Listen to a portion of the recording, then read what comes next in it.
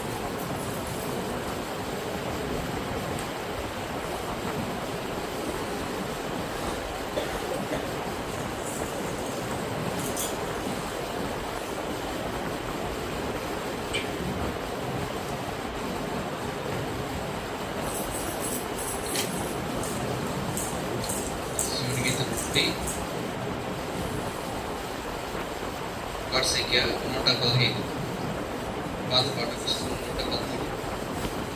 హల్లెలూయా పాడుడి, హల్లెలూయా.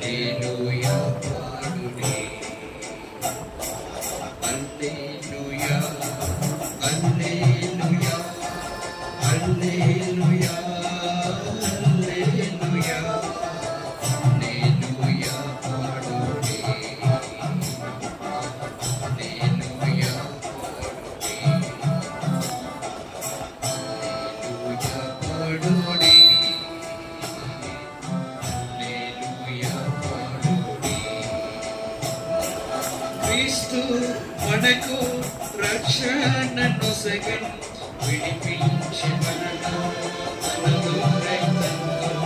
క్రీస్తు మనకు రక్షణను సగం విడిపించి మనలో తనలో రక్తంతో. గొప్పదైన నిజమైన అద్భుత రక్షణ ఇదే.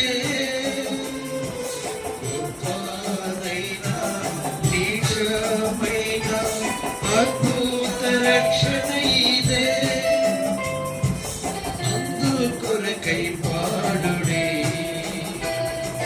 హల్లెలూయా పాడుడే,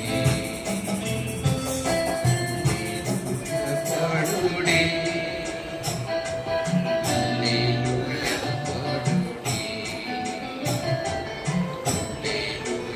పాడుడే, హల్లెలూయా పాడుడే.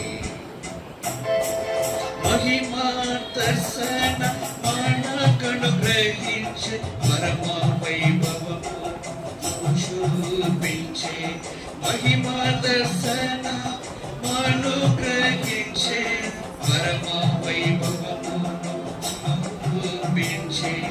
మహిమా ఘనత స్తుతి ప్రభావములన్నీ ఆయనవే.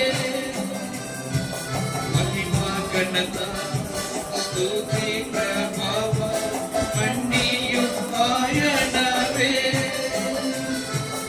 అందుకొరకై పాడుడే, హల్లెలూయా పాడుడే, హల్లెలూయా పాడుడే, హల్లెలూయా పాడుడే, హల్లెలూయా పాడుడే, హల్లెలూయా పాడుడే. గణపరచుడి సజీవ క్రీస్తు జీవితములో చూడాయన. గణపరచుడి సజీవ క్రీస్తు జీవితములో చూడాయన. ధనికుడుగా మనలను ప్రేమతో తానే చేసే. ధనికుడుగా మనలను ప్రేమతో తానే చేసే. అందుకొరకై పాడుడే, హల్లెలూయా పాడుడే, హల్లెలూయా పాడుడే, హల్లెలూయా పాడుడే, హల్లెలూయా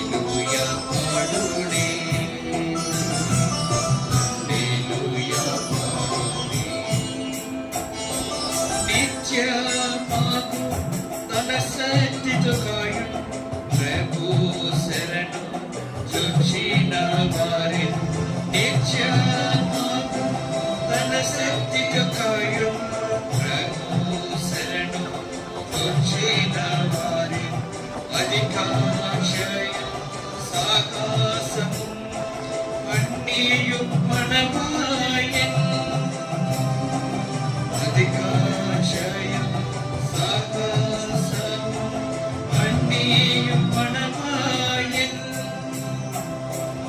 అందు కొరకై పాడుడి హల్లెలూయా పాడుడి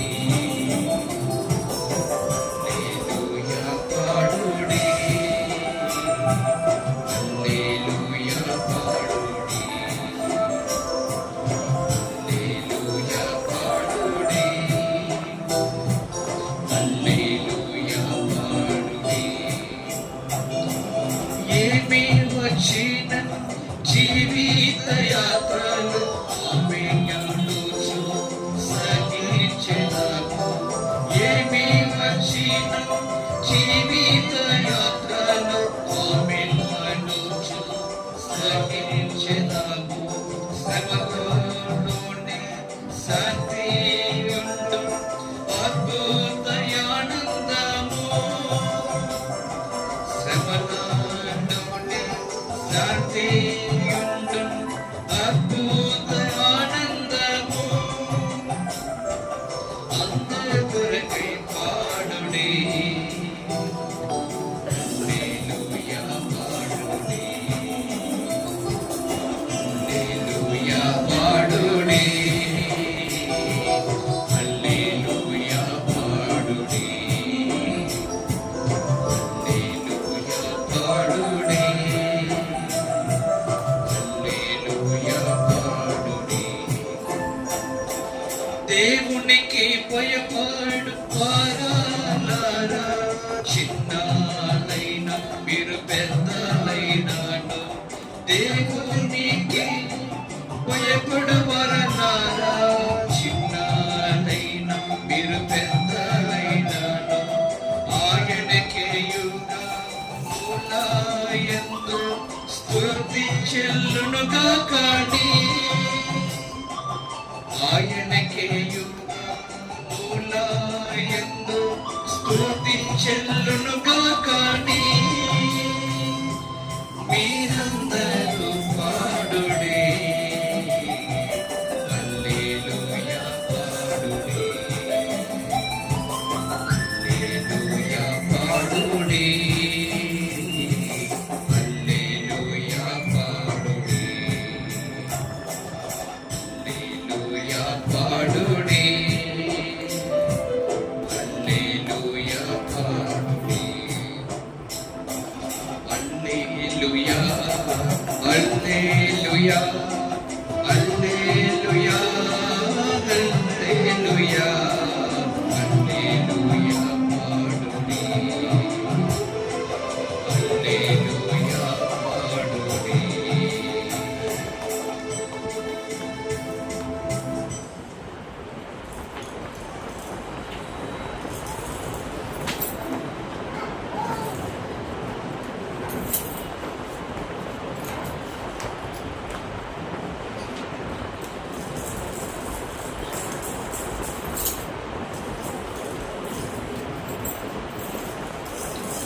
సంఖ్య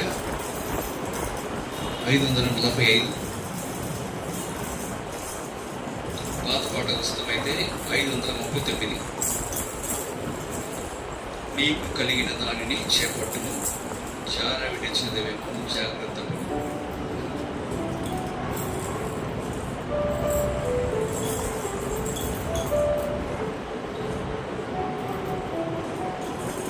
కొత్త పాట పుస్తకంలో 545 పాత పాట పుస్తకం 539 నీకు కలిగిన దానిని చేపట్టును జార విడిచినవేమో జాగ్రత్త.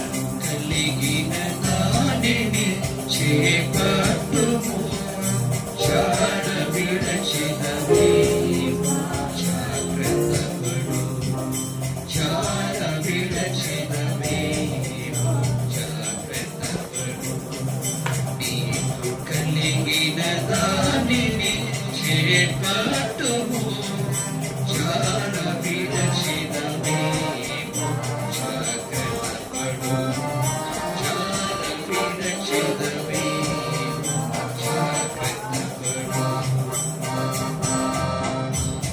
మనమునకు విజయోత్సవముతో మనము వెళ్ళెదము మనమునకు విజయోత్సవముతో మనము వెళ్ళెదము పూర్ణ మనసును సంతసముతో మనము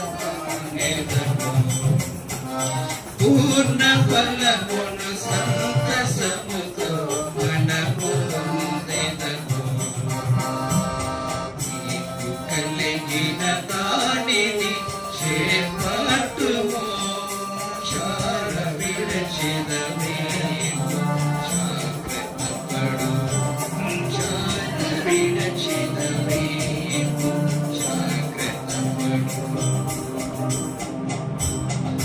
క్రీస్తు యేసుని స్వీకరించి ప్రభువును నడచెదము క్రీస్తు యేసుని స్వీకరించి ప్రభువును నడచెదము వేరు పారి స్థిరత నుండి విస్తరించెదము వేరు పారి స్థిరత నుండి విస్తరించెదము నీకు కలిగిన దానిని చేపట్టుము జార విడచిదమేము జాగ్రత్తపడు జార విడచిదమేము జాగ్రత్తపడు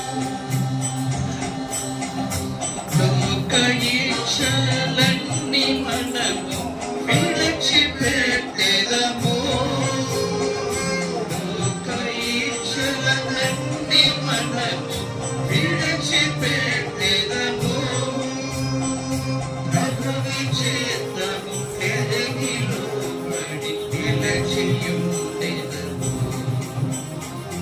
ప్రభుని చేతము ఎరిగి లోబడి నిలచియుండెదము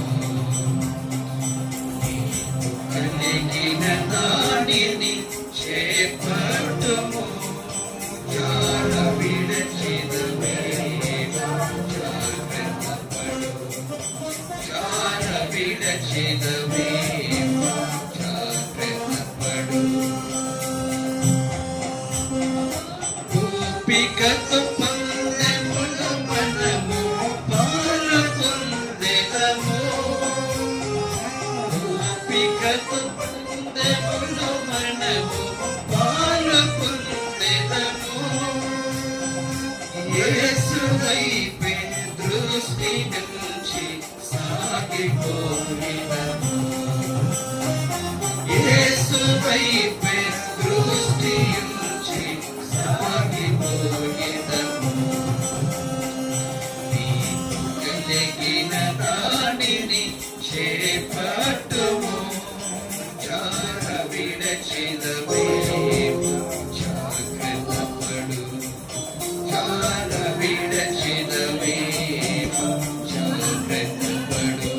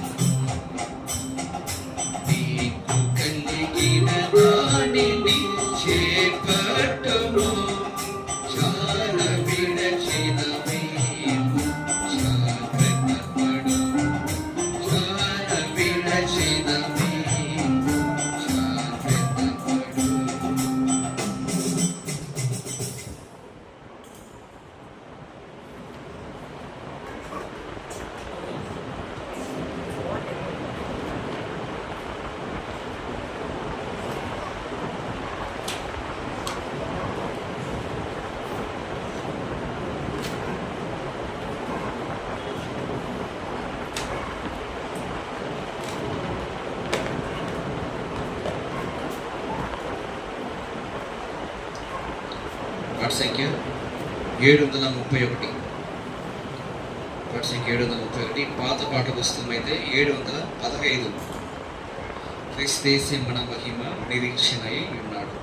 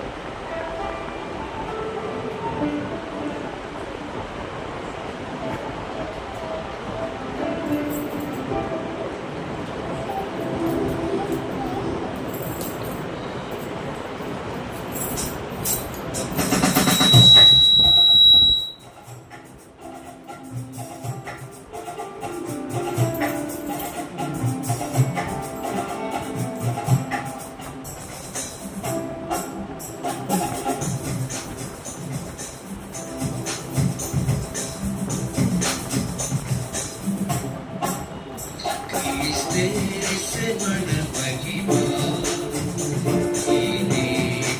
నిరీక్షణియున్నాడు. క్రీస్తేసే మన మహిమ నిరీక్షణియున్నాడు. ఆ నిరీక్షణ పరలోకమందు, ఆ నిరీక్షణ పరలోకమందు మన కొరకై ఉంచబడి ఉన్నది, మన కొరకు ఉంచబడి ఉన్నది. క్రీస్తేసే మన మహిమ నిరీక్షణియున్నాడు. క్రీస్తేసే మన మహిమ నిరీక్షణియున్నాడు. పూర్ణము చేయబడిన సిలువ కార్యమునందు, పూర్ణము చేయబడిన సిలువ కార్యమునందు విశ్వాసము ద్వారా మనలను ఆయన యందు, విశ్వాసము ద్వారా మనలను ఆయన యందు నిరీక్షించునటుల చేసెను, నిరీక్షించునటుల చేసెను. క్రీస్తేసే మన మహిమ నిరీక్షణియున్నాడు. క్రీస్తేసే మన మహిమ నిరీక్షణియున్నాడు. సూర్యచంద్రుల కాంతి తేజోహీనమైపోగా, సూర్యచంద్రుల కాంతి తేజోహీనమైపోగా, నక్షత్రముల కాంతియును తరిగిపోయిన దినము, నక్షత్రముల కాంతియును తరిగిపోయిన దినము, తానే నిరీక్షణయాగును, తానే నిరీక్షణయాగును. క్రీస్తేసే మన మహిమ నిరీక్షణియున్నాడు. క్రీస్తేసే మన మహిమ నిరీక్షణియున్నాడు. అన్యుడెవడును సియోనునందు వాసము చేయలేడు, అన్యుడెవడును సియోనునందు వాసము చేయగలేడు.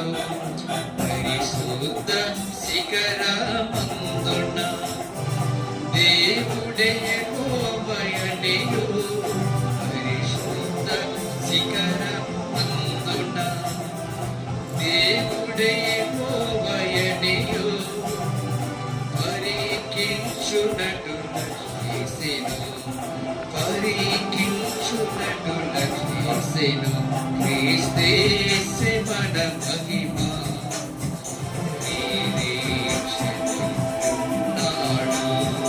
క్రీస్తే మన మహిమ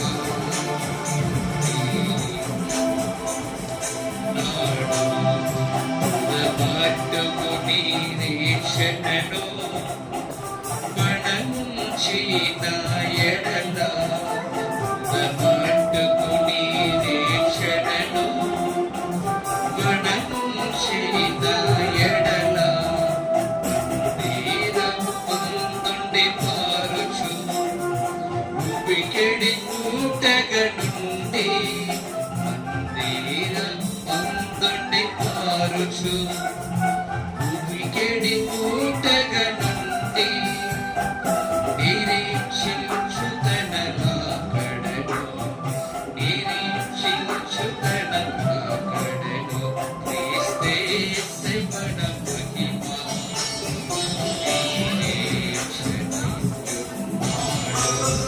క్రీస్తే మన మహిమ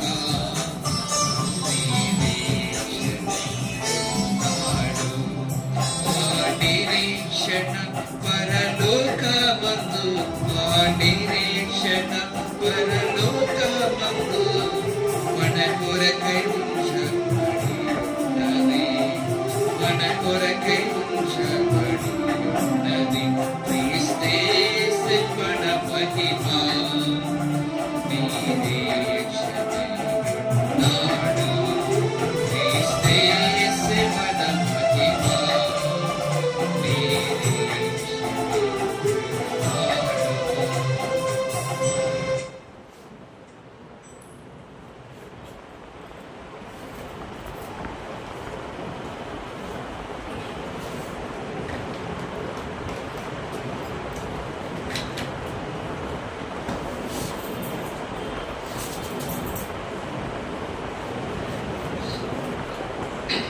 దేవుని పరిశుద్ధ నామానికి మహిమ కలుగుగాక. ఈ సంవత్సరం ప్రారంభించి రెండవ మాసం రెండవ ప్రభు దినంలో మనము దేవుని ఇంట్లో కూడి వచ్చి దేవుణ్ణి ఆత్మతో సత్యంతో ఆరాధించడానికి ప్రభు సమయం చేశాడు. ఈ సాయంత్రం సమయంలో కూడా దేవుని ఇంట్లో సువార్త కొనికి నిమిత్తమై దేవుని ప్రజలుగా దేవునికి చేరావడానికి దేవుని చిక్కుని బట్టి దేవునికి మనం ఎంతో రుణస్థులై ఉన్నాం. ఈ సాయంత్రం సమయంలో కృతమైన ధ్యానం కొరకై మత్తయి సువార్త 11వ అధ్యాయం 28-29 వచనాలను మనం కలిసి చదువుకుందాం. మత్తయి సువార్త 11వ అధ్యాయం 28-29 వచనాలను మనము కలిసి చదువుకుందాం. ప్రయాసపడి భారము మోయించిన సమస్త జనులారా నా యొద్దకు రండి, నేను మీకు విశ్రాంతి కలుగజేసాను. నేను సాత్వికుడును దీన మనసు గలవాడును కనుక మీరందరూ నా కాడి ఎత్తుకొని నా యొద్దకు నేర్చుకోండి, అప్పుడు మీ ప్రాణులకు విశ్రాంతి దొరకను. చదువుకున్న లేఖన భాగంలో దేవుడు దీవించి మనతో మాట్లాడినమై ప్రార్థిస్తుందా.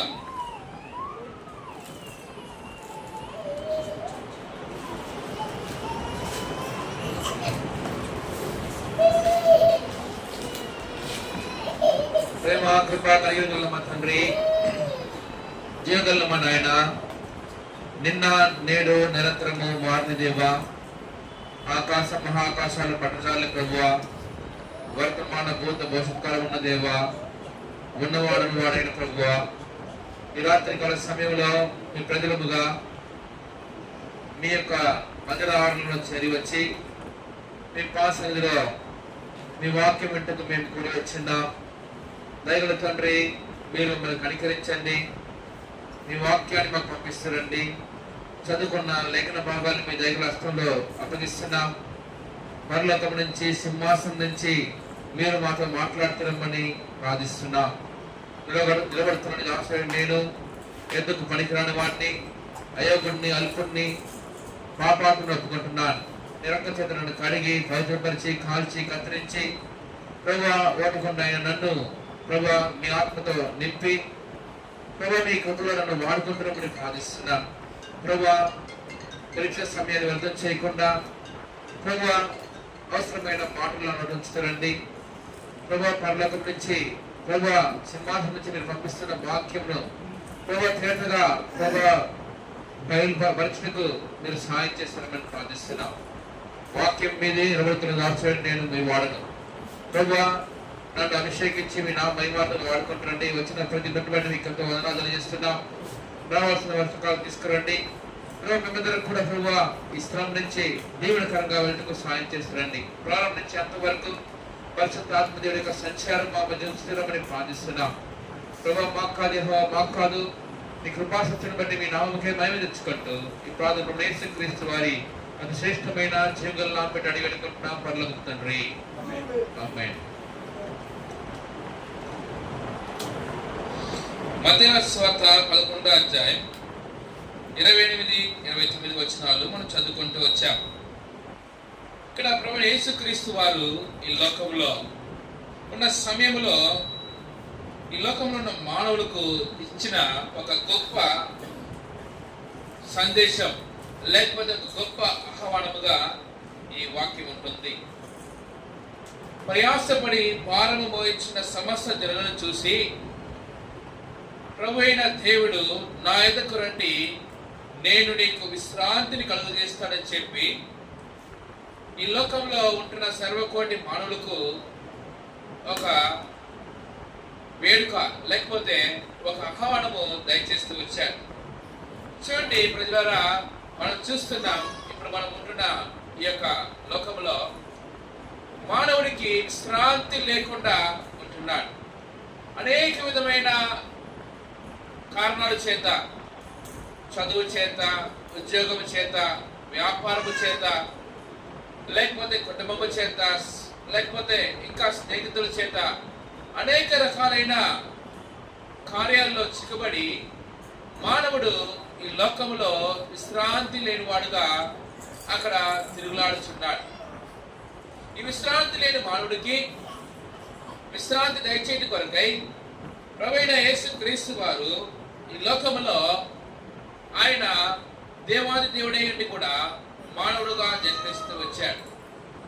చూడండి, మనం బైబిల్ గ్రంథంలో చూసినట్లయితే మానవుడు విశ్రాంతిని ఎప్పుడు కోల్పోతూ వచ్చాడంటే ఏదేను తోటలో ఆది కాండంలోనే మానవుడు విశ్రాంతి కోల్పోతూ వచ్చాడు. కారణం ఏంటంటే మానవ జీవితంలో పాపము మానవుని ఏడుచు అది మనిషిని దాసులుగా మారుస్తూ తన జీవితంలో విశ్రాంతిని చెరిపివేసిందిగా ఉంటుంది. చూసినట్లయితే ఆది కాండము 6వ అధ్యాయము 5-6 వచనాలు ఈ విధంగా చదివిస్తుంది. మానవ జీవితం ఎలా అయిపోయిందంట చదవండి. ఆది కాండము 6వ అధ్యాయము 5-6 వచనాలు.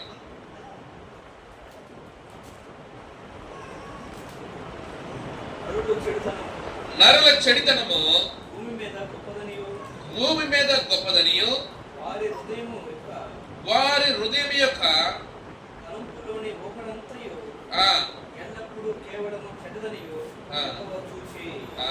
మానవుడి యొక్క హృదయంలో ఉన్న తలంపులు ఎల్లప్పుడూ కూడా అవి చెడ్డవని చెప్పి యెహోవా చూస్తూ వచ్చాడంట. అందుకోసము దేవుడు దాన్ని బట్టి ఏమైపోయాడంటే 6వ వచనంలో తాను భూమి మీద నరులను చేసినందుకు యెహోవా సంతాపన ఉంది, తన హృదయములో నొచ్చుకొనెను. ఎంత చాలకరమైన మాట కదా. మానవుణ్ణి కలుగజేసిన దేవుడు తన హృదయంలో నొచ్చుకుంటూ వచ్చాడంట. కారణం ఎందుకంటే మానవుడు దేవునితో ఉన్న సంబంధం కోల్పోయి పాపంతో సంబంధం ఉంచుకొని దేవుడిస్తున్న విశ్రాంతిని కోల్పోయి విశ్రాంతి లేనివాడుగా ఈ లోకంలో భారముతో తిరుగుతున్న వాడుగా మారిపోతూ వచ్చాడు. ఇలాంటి నరుని యొక్క జీవితాన్ని మార్చు కొరకై దేవాది దేవుడు ఈ లోకములకు వెలుగుగా వచ్చాడు. ఆయనే ప్రభువైన యేసుక్రీస్తు వారు. ఈ ప్రభువైన యేసుక్రీస్తు వారు ఈ లోకానికి వచ్చినప్పుడు చూడండి, ఆది కాండం నుంచి మనం చూసినట్లయితే ఇక్కడ ఉన్న చివరి దినం వరకు మానవ జీవితం ఎలా ఉందంటే చూడండి, రోమిలకు రాసిన పత్రికలో తేటగా చూస్తున్నాము. మానవ జీవితంలో ఎలాంటి మార్పు లేదు. రోమిలకు రాసిన పత్రిక 3వ అధ్యాయము 9వ వచనం నుంచి 12వ వచనం వరకు మనం చూసినట్లయితే మానవుని యొక్క జీవితము ఈ విధంగానే ఉంటుంది. తీసిన వారు చదవండి. అలాగైనా ఏమందుము, మేము వారికంటే శ్రేష్ఠులమా, తక్కువరమా, ఎంత మాత్రము కాము, యూదులేమి, గ్రీకు దేశస్థులేమి, అందరూ పాపములకు లోనై ఉన్నారని ఇంతకు ముందు చూడండి, ఈ లోకంలో ఎలాంటి వ్యత్యాసం లేదు, అందరూ కూడా పాపముకు లోనై ఉన్నారు అని దేవుని వాక్యం సెలవిస్తుంది. చూడండి, పాపములకు లోనైపోయిన మానవుడు దేవుని యొక్క విశ్రాంతిని పొందుకోలేకుండా ఈ లోకంలో కనపడుతూ ఉన్నాడు. చూడండి, అతని జీవితంలో పాపంకు లోనైంది మాత్రమే కాదు, 10వ వచనం చదివిస్తుంది, అక్కడ నీతిమంతుడు ఒక్కడు కూడా లేదంట. 11వ వచనం చూస్తున్నాము, గ్రహింపగలిగిన వాడు లేడని చూస్తున్నాం. 12వ వచనం చూస్తున్నాము, దేవుణ్ణి వెతికివాడు లేడని చూస్తున్నాం. చివరిగా మనం ఏం చూస్తున్నామంటే మేలు చేయవాడు కూడా లేడంట. ఈ లోకం ఎంత దారుణంగా మారిపోతూ వచ్చిందంటే దేవుని యొక్క ఎడబాపు ద్వారా ఈ లోకంలో నీతిమంతుడు లేడు, అక్కడ గ్రహించేవాడు లేడు, మేలు చేసేవాడు లేడు, దేవుణ్ణి వెతికేవాడు లేడు. ఇలాంటి మానవ జీవితంలో విశ్రాంతి ఉంటుందా? తప్పకుండా మానవ జీవితంలో విశ్రాంతి ఉండదు. ఎందుకంటే దేవుడే లేడని దేవుణ్ణి వెతకకుండా మానవుడు తన ఇష్టానుసారముగా జీవిస్తూ తనలో ఉన్న నిజమైన విశ్రాంతిని పోగొట్టుకొని పాపానికి దాసుగా మారిపోతూ వచ్చాడు. ఇలాంటి మానవుడికి దేవుడు విశ్రాంతి ఇవ్వాలని ఎంతో ప్రయత్నం చేస్తూ వచ్చాడు. మనం ఆది కాలం నుంచి చూసినట్లయితే దేవుడు నానా విధముగా తన భక్తుల్ని వాడుకొని అక్కడ విశ్రాంతిని తన ప్రజలకు దయచేస్తూ వచ్చాడు. చూడండి, ఇశ్రాయేలు ప్రజలు 430 సంవత్సరాలు ఐగుప్తు బానిసత్వంలో ఉండి దేవుడు వారిని విడిపించి వారిని కనాన్లోకి నడిపించిన తర్వాత వారు విశ్రాంతి పొందారంట. చూడండి, యెహోషువ గ్రంథము 21వ అధ్యాయం, యెహోషువ గ్రంథము 21వ అధ్యాయం 44వ వచనం. యెహోషువ గ్రంథము 21వ అధ్యాయం 44వ వచనం.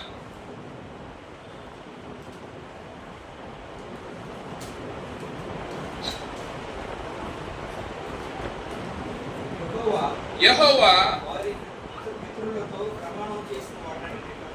వారు పితరులతో ప్రమాణం చేసిన వాటిని అన్ని ప్రకారము అన్ని దిక్కులు యందు వారికి విశ్రాంతి కలుగజేసెను.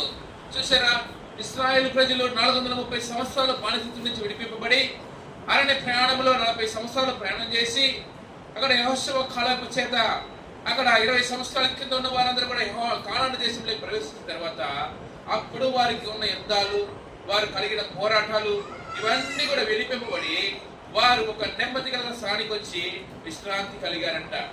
అయితే ఆ విశ్రాంతి కూడా తాత్కాలికంగానే ఉన్నది. కొంచెం దినం తర్వాత మరలా ఫిలిష్తీయులకి విరోధముగా వెళ్ళి దేవుణ్ణి విసర్జించి దేవునికి లోబడకుండా మరలా వారు పాపానికి బానిసలైన దాన్ని బట్టి దేవుడు వారిని వారి యొక్క విరోధులకు అప్పగిస్తూ వచ్చాడు. అప్పుడు దేవుడు మరలా న్యాయాధిపతులను ఏర్పరచుకున్నాడు.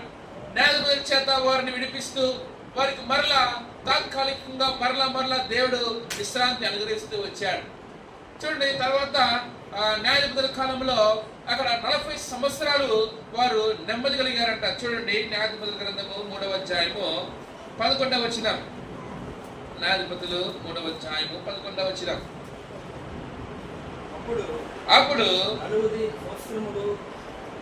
40 సంవత్సరములు దేశము నెమ్మది పొందెను. అటు తర్వాత కనజు కుమారుడైన ఒత్నీయేలు మృతి పొందెను. ఒత్నీయేలు కాలంలో దేవుడు 40 సంవత్సరాలు ఇశ్రాయేలు ప్రజలకు నెమ్మది కలుగజేస్తూ వచ్చాడు. నానా విధముగా అనేక విధమైన అక్కడ న్యాయాధిపతులు దేవుడు ఏర్పరచుకొని వారికి ఆయా సందర్భంలో అవసరమైన విశ్రాంతిని దేవుడు అనుగ్రహిస్తూ వచ్చాడు. అంటే దేవుని యొక్క ఉద్దేశం ఏంటంటే మానవుని లోకంలో విశ్రాంతిగా నెమ్మదిగా జీవించాలనే దేవుని యొక్క ఉద్దేశం. కాబట్టి పాపము చేత మానవుడు ఎంత పతనమైపోయినా, ఎంత ఓడిపోయినా, ఎంత పడిపోయినా మరలా దేవుడు సమకూర్పులకు తీసుకొచ్చి తన దాసుల ద్వారా తన ప్రజలకు విశ్రాంతిని అందించేవాడుగా ఉంటూ వచ్చాడు. న్యాయాధిపతుల కాలం తర్వాత మరలా రాజుల కాలం వచ్చింది. రాజుల కాలంలో కూడా అనేక విధమైన యుద్ధాలు. చూడండి, దావీదు కాలంలో దేవుడు మరలా విశ్రాంతి దయచేస్తూ వచ్చాడు. చూడండి, 2 సమూయేలు గ్రంథము 7వ అధ్యాయము, 2 సమూయేలు గ్రంథము 7వ అధ్యాయము 11వ వచనం.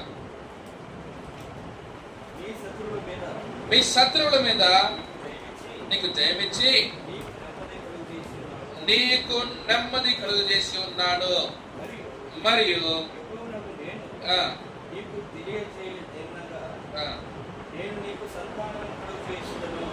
ఇక్కడ దేవుడు దావీదుకు, అక్కడ దావీదుతో తన ప్రవక్త మాట్లాడుతున్నాడు.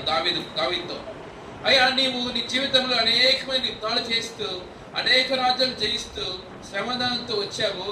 అయితే ఇప్పుడు నీకు నేను విశ్రాంతి కలుగు చేశానని చెప్పి దావీదు జీవితంలో తన తర్వాత ఉన్న సొలొమోను కాలంలో యుద్ధం లేకుండా అక్కడ కొంతకాలము అక్కడ విశ్రాంతి తన ప్రజలకు దేవుడు కలుగజేస్తూ వచ్చాడు. ఈ విధంగా మానవుడు మనం చూసినట్లయితే పాత కాలంలో అనేక సార్లు అక్కడ విశ్రాంతి కోల్పోయిన వాడైనప్పుడు కూడా దేవుడు ఆయా సందర్భంలో తన భక్తుల్ని, తన సేవకుల్ని, తన ప్రవక్తల్ని, న్యాయాధిపతుల్ని, రాజులను వాడుకుంటూ వారికి కావాల్సిన విశ్రాంతిని అనుగ్రహిస్తూ వచ్చాడు. దీని తర్వాత చూసినట్లయితే ఎస్తేరు గ్రంథంలో మనం చూస్తాము. ఎస్తేరు కాలంలో అక్కడ యూదులందరికీ కూడా కలవరం కలుగుతూ వచ్చింది. యూదులందరినీ కూడా చంపివేయాలని చెప్పి శాసనము పుట్టుతూ వచ్చింది. ఆ సమయంలో వాళ్ళు ప్రార్థన చేసి అప్పుడు దేవుని ద్వారా వారికి విరోధముగా రాబడిన కార్యము మార్చబడి మరలా వారు నెమ్మదినంతో వచ్చారు. చూడండి, ఎస్తేరు గ్రంథము 9వ అధ్యాయము 16వ వచనం. ఎస్తేరు గ్రంథము 9వ అధ్యాయం 16వ వచనం.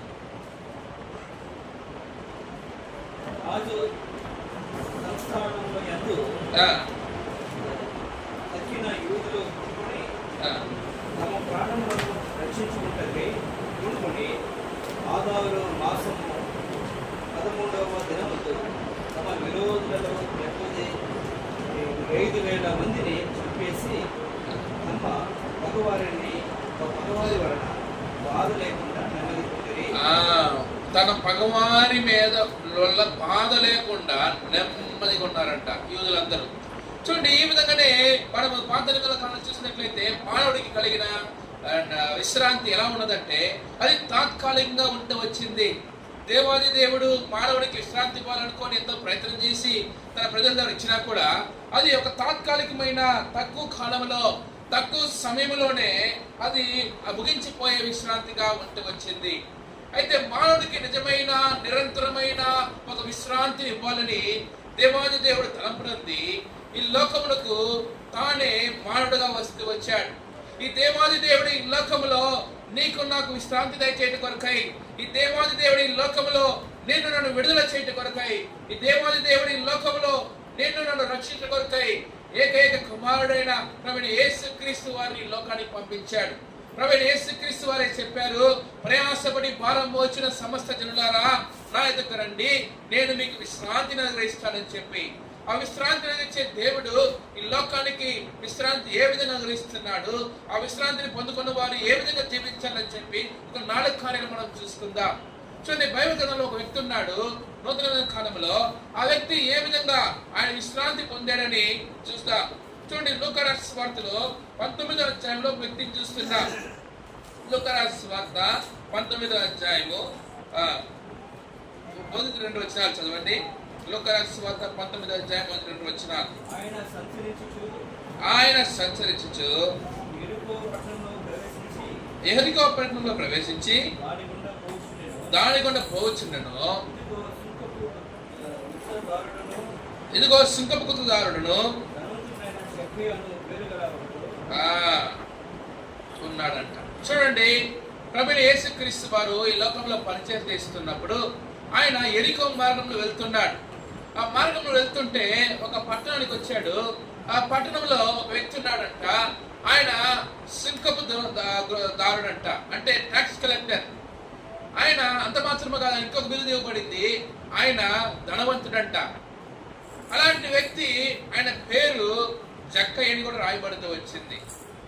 జక్కయ్య అంటే అర్థం ఏంటంటే వైట్, తెల్లని వాడు అని అర్థం. జక్కయ్య అంటే తెల్లనివాడు. తన పేరేమో తెల్లని వాడిని పెట్టుకున్నాడు, కానీ తన జీవితం అంతా చీకటే. తన జీవితం అంతా అక్కడ పాపమే. చూడండి, తన యొక్క ఉద్యోగం వల్ల అనేకుల్ని పీడిస్తూ వచ్చాడు, అనేకుల దగ్గర డబ్బు అన్యాయంగా సంపాదిస్తూ వచ్చాడు, అనేకుల్ని మోసం చేస్తూ వచ్చాడు, అనేకుల దగ్గర ఎంతో బలవంతంతో డబ్బులు లాక్కుంటూ వచ్చాడు, అనేక విధమైన ఆస్తులు సంపాదించి ధనవంతుడిని బిరుదుపొందుతూ వచ్చాడు. ఆయనకి ఎంతో మంది పగవాళ్ళు ఉన్నారు, ఆయనకి ఎంతో మంది ఆయన ద్వేషించేవారు ఉన్నారు, ఆయన్ని తిట్టుకునేవారు ఉన్నారు, ఆయన వెనకాల చెడు మాటలు మాట్లాడేవారు ఉన్నారు. అలాంటి పరిస్థితిలో ఇలాంటి వ్యక్తి ఉంటున్నాడు. ఆయన తన జీవితాన్ని కొరకు పరిగెత్తి పరిగెత్తి పరిగెత్తి అనేక ధనం సంపాదించి తన జీవితంలో పరిగెత్తి పరిగెత్తి పరిగెత్తి ఆయనకు కావాల్సిన ఆస్తులు సంపాదించుకొని, ఆయనకు కావాల్సిన ఇల్లు సంపాదించుకొని అన్ని సంపాదించుకున్నాడు, కానీ ఆయన జీవితంలో ఆ యొక్క నెమ్మది అనేది, లేకపోతే ఆయన జీవితంలో ఆ యొక్క రెస్ట్, లేకపోతే ఆ జీవితంలో ఆ యొక్క విశ్రాంతి అనే కార్యము లేదు. ప్రియమైన దేవుని బిడ్డలారా, మనము ఈ మధ్యాహ్న సాయంత్రం సమయంలో ఏం చూస్తున్నామంటే, మానవుడు ఈ లోకంలో పరిగెడుతూ ఉన్నాడు. ఉదయం మొదలుకొని సాయంత్రం వరకు, నెల మొదలుకొని నెల చివరి వరకు, సంవత్సరం మొదలుకొని సంవత్సరం అంతం వరకు ప్రతిరోజు మానవుడు ఈ లోకంలో పరిగెడుతూ ఉన్నాడు. తన జీవితం కొరకు, తన జీవితము గడపడానికి కొరకై ఈ లోకంలో పరిగెత్తి పరిగెత్తి పరిగెత్తి ఎన్నో ప్రయాసపడి తన జీవితంలో ఎలాంటి నెమ్మది లేకుండా, ఎలాంటి అక్కడ విశ్రాంతి లేకుండా మానవుడు సమస్యలిపోతున్నాడు. అలాంటి పరిస్థితికి వచ్చిన ఒక వ్యక్తి జక్కయ్య అనే వ్యక్తి. ఆయన పేరుకు తగినట్టుగా ఆయన జీవితం లేదు. ఆయన చేసిన పాపమును బట్టి తన జీవితంలో చీకటి కమ్ముకొని ఆయన ఎంతో భయంకరంగా నెమ్మది లేని వాడుగా, విశ్రాంతి లేని వాడుగా ఆయన తిరుగుతూ ఉన్నాడు. అలాంటి వ్యక్తికి ఒక రోజు చెప్పబడుతూ వచ్చింది, అయ్యా, ఈ మార్గంలో ప్రభుని యేసుక్రీస్తు వారంట, ఆయన వెళ్తున్నాడంట, ఆయన ఈ లోకంలో మానవుడికి విశ్రాంతి ఇచ్చేవాడంట, మన పాప భారాలు మోసేవాడంట అని ఎవరో ఆయనకి చెప్తూ వచ్చారు. వెంటనే ఈ జక్కయ్య అనుకున్నాడంట, ఆ యేసు ప్రభు నాకు కూడా విశ్రాంతి ఇస్తాడా అని చెప్పి ఏం చేశాడు చూడండి. 3వ వచనము, లూకా రాసిన సువార్త 19వ అధ్యాయం 3వ వచనం. యేసు ఎవరో అని చూడగోరడు గాని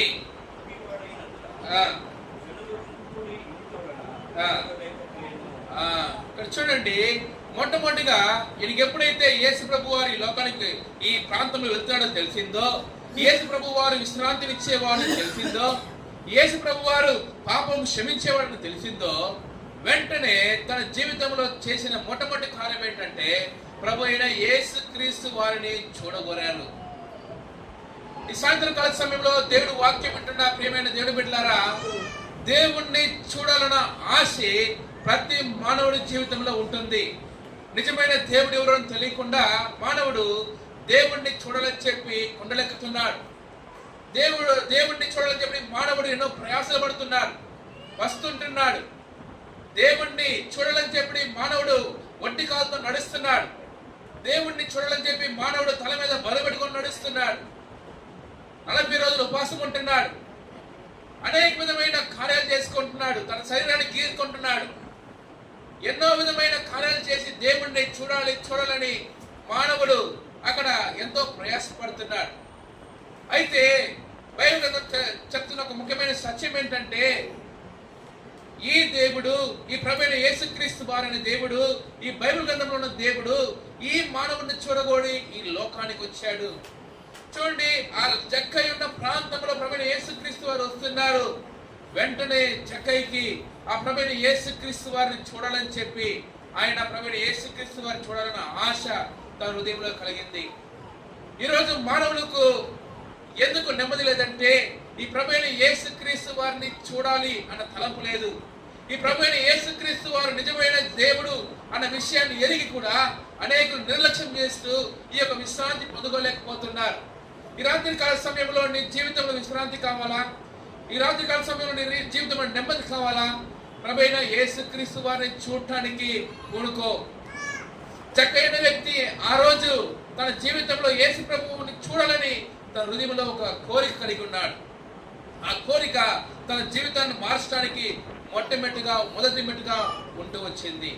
రాత్రి కాల సమయంలో నీ జీవితంలో, నా జీవితంలో విశ్రాంతి కలగాలంటే మన జీవితంలో వేయాల్సిన మొదటి మెట్టు, లేకపోతే పెట్టాల్సిన మొదటి అడుగు ఏంటంటే ప్రభువైన యేసు క్రీస్తు వారిని చూడాలి. ప్రభువైన యేసు క్రీస్తు వారిని నేను చూడాలి. ప్రభువైన యేసు క్రీస్తు వారిని నేను చూస్తే తప్ప నా జీవితంలో ఉన్న ఈ భారము తొలగదు. ప్రభువైన యేసు క్రీస్తు వారిని నేను చూస్తే తప్ప నాకు ఈ లోకంలో నెమ్మది ఇచ్చేవారు, విశ్రాంతి ఇచ్చేవారు ఎవరు లేరు అన్న ఒక సత్యాన్ని ఈ రోజు నువ్వు ఎరిగితే తప్ప నీ జీవితంలో ఈ యొక్క నెమ్మదిని, ఈ యొక్క విశ్రాంతిని పొందుకోలేవు. ప్రియమైన దేవుని బిడ్డలారా, ఆ రోజు జక్కయ్య సాయంత్రం సమయంలో ప్రభువైన యేసు క్రీస్తు వారు వస్తున్నప్పుడు ప్రభువైన యేసు క్రీస్తు వారిని చూడాలనుకున్నాడు. తనలో లోపం ఉంది, తనలో అనేక విధమైన సమస్యలు ఉన్నాయి. ఆయన పొట్టివాడుగా ఉన్నాడు. పొట్టివాడని చెప్పి ఎంతమంది ఏం మాటలు మాట్లాడారు చూడండి. ఆయన ఏది పట్టించుకోలేదు. ఎంతమంది అరిశారు, వీడికి ఏం పని, వీడు ఎందుకు వచ్చాడు ఇక్కడికి అని ఎంతమంది మాట్లాడారు. ఎంతమంది అనుకున్నారు వీడు మమ్మల్ని ఎంత మోసం చేశాడు, లేకపోతే వారు ప్రాణం పొందుకుంటారని చెప్పి దేవుడు చెప్తే వచ్చాడు. చూడండి సంఖ్యాకాండము 21వ అధ్యాయం, సంఖ్యాకాండము 21వ అధ్యాయము 8-9 వచనాలు. సంఖ్యాకాండము 21వ అధ్యాయము 8-9 వచనాలు. ఇక్కడ మోషేకు దేవుడు ఆజ్ఞాపిస్తూ వచ్చాడు. మోషే ప్రజల కొరకు ప్రార్థన చేయగా యెహోవా నీకు తాపకరమైన సర్వమట్టి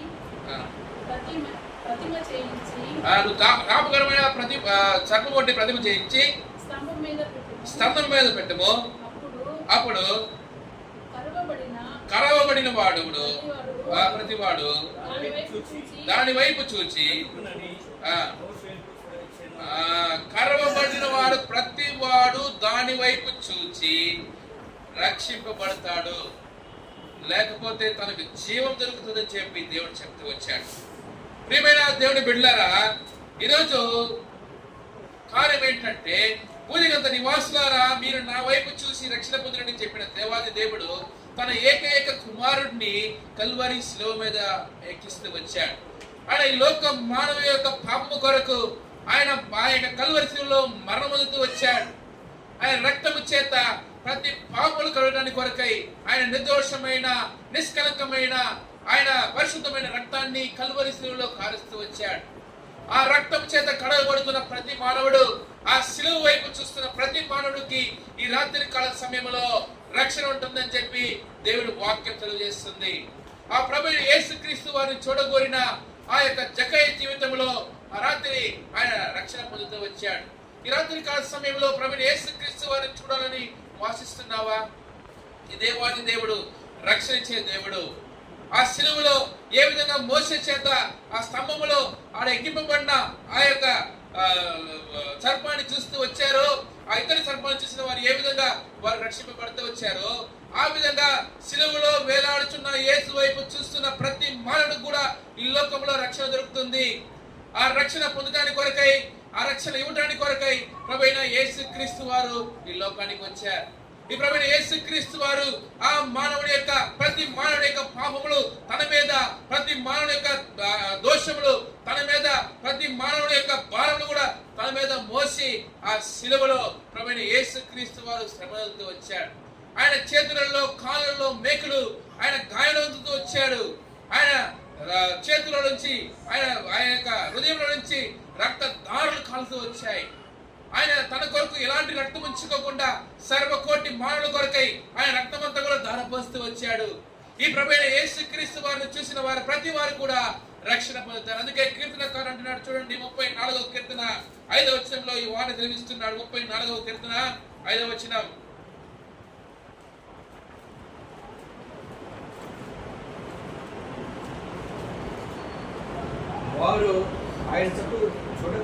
వారు ఆయన తట్టు చూడగా వారికి వెలుగు కలిగెను, వారి ముఖము ఎన్నడూ లజ్జపడిపోయింది. చూసారా ఎంత గొప్ప మాట! వారు ఆయన తట్టు చూడగా వెలుగు కలిగినంట. ఈరోజు చీకటిగా నీ జీవితం ఉందా? చీకటిలో జీవిస్తున్నావా? అనేక విధమైన పాప భారం వస్తూ దిగులు పడుతూ, అయ్యో నా జీవితం ఇలా ఉంటుందే, నెమ్మది లేకుండా, ఎలాంటి విశ్రాంతి లేకుండా ఉంటున్నానే, నా జీవితం అంతా కూడా పాపం అనే చీకటి కమ్ముకోనుంది అని బాధపడుతున్నావా? మనందరికీ జక్కయ్య గారు చెప్పే సందేశం ఒకటే, ప్రభువైన యేసు క్రీస్తు వారి వైపు చూడు. ఆయన వైపు చూసిన వారి ముఖములు అక్కడ వెలుగునుందాయంట, అయ్యన్నడికి లజ్జము కాలేదంట. ఈరోజు నా యొక్క జీవితంలో ఉన్న సిగ్గు, లజ్జము, నా యొక్క జీవితంలో చీకటి, నా యొక్క జీవితంలో పాప భారమంతా కూడా తీసివేసి వెలుగు కలిగించడానికి కొరకై ప్రభువైన యేసు క్రీస్తు వారు శిలువ మీద పడుతూ వచ్చాడు. ఆ దేవుణ్ణి రాత్రి కాల సమయంలో నీవు చూస్తే తప్ప నీ జీవితంలో నీ రక్షణ పొందుకోలేవు. అందుకే ప్రభువైన యేసు క్రీస్తు వారు ఎవరు చూశారో వారి జీవితంలో రక్షణ కలుగుతూ వచ్చింది. జక్కయ్య తన జీవితంలో మొట్టమొదటిగా ప్రభుని చూడగోరాడు, తన జీవితంలో రక్షణ పొందుకుంటూ వచ్చాడు. రెండోదిగా జక్కయ్య తన జీవితంలో ఏం చేశాడు చూడండి. లూకా రాసిన సువార్త 19వ అధ్యాయము, లూకా రాసిన సువార్త 19వ అధ్యాయము 4వ వచనం. అప్పుడు యేసు ఆ త్రోవలో రానే ఉండను గనుక అతడు ముందుగా పరిగెత్తి ఆయన చూచుటకు ఒక మేడు చెట్టు ఎక్కెను. ఇక్కడ మనం గమనించాల్సిన రెండో మాట ఉంది. ప్రభువైన యేసుక్రీస్తు వారు వస్తున్నాడు. ఆయన పాపులకు క్షమాపణ దయచేసేవాడు, విశ్రాంతినిచ్చేవాడు, పాపభారం తొలగించేవాడు అని ఎప్పుడైతే సువార్త విన్నాడో వెంటనే ప్రభువైన యేసుక్రీస్తు వారిని చూడాలని ఇష్టపడుతూ వచ్చాడు. ప్రభువైన యేసుక్రీస్తు వారు చూసే ప్రతి వారికి రక్షణ దొరుకుతుందని కాదు, రెండవదిగా ఆయన ఏం చేస్తూ వచ్చాడంటే, అక్కడ ఈ వాక్యంలో చదువుతూ వచ్చాము, ప్రభువైన యేసుక్రీస్తు వారు ఆ ప్రాంతంలో వస్తున్నాడని తెలిసిందే ఆయన ఏం చేశాడంటే పరిగెత్తాడంట. ఈ రాత్రి కాల సమయంలో మనకు కావాల్సిన రెండో అనుభవం ఏంటంటే పరిగెత్తుట. ప్రభువైన యేసుక్రీస్తు వారిని చూస్తున్నాడు, సరే చూడాలనుకున్నాడు, ఓకే, పరిగెడుతున్నాడు అంటే ఇది మనకి ఏం జ్ఞాపకం చేస్తుందంటే, మానవుడు పరిగెడుతున్నాడు ఎందుకు అని చూసినట్లయితే ఇక్కడ అది ఏంది మనకు గుర్తు చేస్తుందంటే అది ఒక అర్జెన్సీ, సమయము లేదు అన్న విషయాన్ని గుర్తు చేస్తుంది. ప్రియమైన దేవుని బిడ్డలారా, మనము ఈ ప్రభువైన యేసుక్రీస్తు వైపు చూడకుండా ఆయన ఎందుకు పరిగెత్తకుండా ఇంకా ఆలస్యం చేస్తున్నామంటే దేవుని వాక్యం తేటగా తెలియజేస్తుంది ఇంకా సమయము లేదు. చూడండి, మార్కు రాసిన సువార్తలో ప్రభువైన యేసుక్రీస్తు వారు ఈ లోకంలో ఉన్నప్పుడు ఈ ఒక సువార్త సందేశంలో ఈ మాట వాడుతూ వచ్చాడు. మార్కు రాసిన సువార్త 1వ అధ్యాయము 15వ వచనం. మార్కు రాసిన సువార్త 1వ అధ్యాయం 15వ వచనం. కాలము సంపూర్ణమై ఉన్నది, కాలము సంపూర్ణమై ఉన్నది, దేవుని రాజ్యము సమీపించున్నది, దేవుని రాజ్యము సమీపించున్నది, మారు మనసు పొంది సువార్తను నమ్ముడని చెప్పుచు. రెండోదిగా మనము ఈయన పరిగెడుతూ ఉన్నాడు అన్న విషయం మనకి ఏం జ్ఞాపకం చేస్తుందంటే అక్కడ సమయం లేదు. ఒకవేళ ఆలస్యంగా అందరు పోయినా కొద్దాం అనుకుంటే ప్రభువైన యేసుక్రీస్తు వారు బహుశా కలిసేవాడేమో కాదేమో. సరే, నేను డబ్బుగల్లోండి, అంతమంది ఉంటారు, అక్కడికి వెళ్ళిందే ఒకే క్రౌడ్ ఎక్కువ ఉంటది, నేను పోయి ఎందుకు ఆయన చూడటం, అందరు పోయినాక మళ్ళీ చూసుకుందాం అనుకొని ఆలస్యం చేసి ఇంట్లో ఉంటే ప్రభువైన యేసుక్రీస్తు వారు ఆ యొక్క ప్రాంతం విడిచి వెళ్ళిపోయేవాడేమో. జక్కయ్య తన జీవితంలో చేసిన రెండో కార్యం ఏంటంటే పరిగెడుతూ వచ్చాడు, ఆలస్యం చేయలేదు. ఆయన తన యొక్క సమయాన్ని రేపు అని చెప్పి మార్చేయాలి. ఈరోజు మానవులు రక్షణ పొందకపోవడానికి కారణం ఏంటంటే రేపు చూసుకుందాం, మరలా చూసుకుందాం, ఈసారి చూసుకుందాం, ఇంకోసారి మనము దేవుని స్వీకరిద్దాం, ఇంకోసారి స్వార్థ విందాం, ఇంకోసారి మందిరానికి వెళ్దామని అక్కడ మానవుడు ఇంకా ఆలస్యం చేస్తూ దేవుణ్ణి చూడలేక, దేవుణ్ణి స్వీకరించలేక ఈ మానవుడి జీవితం పతనమైపోతూ ఉంది. ప్రియమైన దేవుని బిడ్డలారా, రెండో విషయం చక్కయ్య మనకి ఏం జ్ఞాపకం చేస్తున్నాడంటే మనకి సమయం లేదు. అంటే దేవుని వాక్యం తెలియజేస్తుంది ఈ లోకంలో మన జీవితము ఏ పాటిది, అది కొంతకాలము కనపడి అంతలో మాయమైపోయి ఆవిరి వంటిదని చెప్పి దేవుని వాక్యం చూస్తున్నాం. అలాంటి తాత్కాలికమైన ఒక జీవితం జీవిస్తున్న మానవుడికి ఎప్పుడు ఈ లోకంలో ఉంటామో ఎప్పుడు పోతామో తెలీదు. మనమందరం కూడా నిన్నటి వారమే చూస్తున్నాం, ఈ రోజు మనది కాదు, మన తోటి ఏది రాదు అని ఒక భక్తుడు పాట పాడుతూ వచ్చాడు. చూడండి ప్రియమైన దేవుని బిడ్డలారా, దేవుని స్వీకరించడానికి ఇదే సమయము, ఇదే రక్షణ దినము అని చెప్పి అపోస్తలుడైన పౌలు అక్కడ పత్రికల్లో రాస్తున్నాడు. ప్రియమైన దేవుని బిడ్డలారా, ప్రభువైన యేసుక్రీస్తు వారిని స్వీకరించడానికి మన కోసం ఒక సమయం రాదు. మనకి ఇవ్వబడ్డ సమయంలోనే, దేవుని వాక్యం మనకు వినిపింపబడుతున్న సమయంలోనే, దేవుని యొక్క మాటలు మన హృదయంలో అక్కడ రింగాలమిస్తున్న సమయంలోనే మనం దేవుని వాక్యానికి ప్రతిస్పందించాలని వారుగా ఉంటున్నాం. ఎప్పుడు దేవుని వాక్యానికి మనం ప్రతిస్పందిస్తున్నామో అప్పుడు మన జీవితంలో ఆ జక్కయ్య పొందుకున్న నిజమైన రక్షణ మనం పొందుకుంటాం. చూడండి, రెండవదిగా అక్కడ మనకి ఏం తెలియజేస్తుందంటే, కాలము సమీపించింది, దేవుడి రాజ్యం కాలము అక్కడ ముగించిపోయింది, దేవుడి రాజ్యం సమీపించింది కాబట్టి మారు మనసు పొందమని చెప్పి దేవుడి వాక్యం చదివిస్తుంది. ఈరోజు రక్షణ పొందుకున్న మనం జీవితంలో నిజంగానే మన మనసు మారిందా? అనేకసార్లు రక్షణ పొందుకుంటామని చెప్తాం కానీ మన జీవితంలో మారిన మనసు ఉండదు. మరలా పాత కార్యాలు, మరలా పాత విషయాలు, మరలా చేసిన కార్యాలు మరలా చేస్తూ నిజమైన రక్షణను కోల్పోయే వారుగా ఉంటున్నాం. చూడండి, దేవుడైన యేసు ప్రభు వారు చెప్పిన సువార్తలో ముఖ్యమైన విషయం ఏంటంటే మారు మనసు పొందమంటూ వచ్చాడు. అంటే నువ్వు రక్షింపడిన తర్వాత మరలా తన పాతగా చేసిన కార్యాలు చేస్తూ వస్తే దాంట్లో ప్రయోజనం ఏముంది? అందుకే జక్కయ్య మనకి ఏ జ్ఞాపకం చేస్తున్నాడంటే, ఆయన రక్షణ పొందిన వ్యక్తి మాత్రమే కాదు, మారు మనసు పొందిన వ్యక్తిగా ఉంటున్నాడు. ఆయన ప్రభు దగ్గరికి పరిగెత్తుకుంటూ వచ్చాడు. ప్రభు పాదల మీద పట్టడానికి, ప్రభు దగ్గర నుంచి రక్షణ స్వీకరించడానికి ఆయన వల్ల ఎంత త్వరగా అవుతుందో అంతగా ఆయన ప్రయాసపడుతూ వచ్చాడు. ప్రభువైన యేసుక్రీస్తు వారిని చూడటానికి కొరకై ఆయన ఎంత ప్రయాసపడుతూ వచ్చాడంటే అక్కడ ఉన్న మేడి చెట్టు పైకి ఎక్కాడంట. చూడండి, ఆయన పొట్టిగున్నాడు, దాన్ని బట్టి అనేకులు ఎన్నో మాటలు మాట్లాడుంటారు, దాన్ని బట్టి కూడా ఆయనకి సిగ్గుండి ఉంటుంది. అయితే దాని గురించి ఆయన చూడలేదు, యేసు ప్రభుని చూడాలనుకున్నాడు. రెండోదిగా పరిస్థితులు అనుకూలంగా లేవు, అనేక విధమైన ప్రజలు ఉన్నారు, అనేక విధమైన ప్రజలు ప్రభువైన యేసుక్రీస్తు వారితో నడుస్తున్నారు, దగ్గరికి పోవడానికి కుదరదు, ఎందుకంటే పొట్టివాడుకుంటున్నాడు. అనేకుల్ని ప్రేమించేవారు కాదు, ఈయన వస్తే అందరూ ఈయన ద్వేషించేవారే, ఎందుకంటే అందరి దగ్గర సొక్కు వసూలు చేస్తున్నాడని, అనేకుల దగ్గర డబ్బులు మోసం పుచ్చుకున్నాడని చెప్పి అనేకులు ఈయనకి ఎవరు దారిచ్చేవారు లేరు. ఆయన పరిస్థితులు మరణించిన తర్వాత ఆగిపోవాల్సి వస్తుంది. రెస్ట్ లేకుండా తిరిగి లాస్ట్ లో రాసుకుంటున్నారు రెస్ట్ ఇన్ పీస్ అని.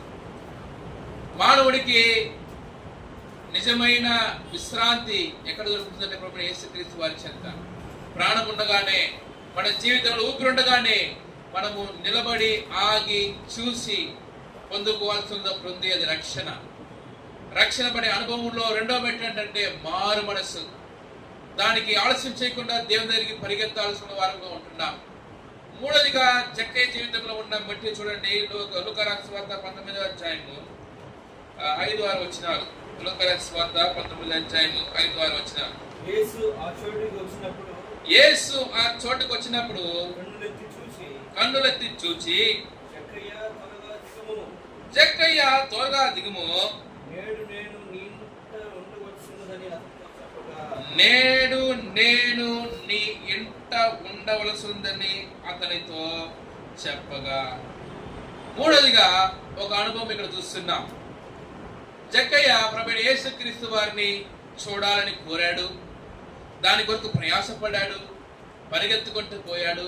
పరిస్థితులు అన్నీ ఉన్నా కూడా ప్రభువైన యేసుక్రీస్తు వారిని చూడటానికి కొరకు ఒక చెట్టు ఎక్కాడు.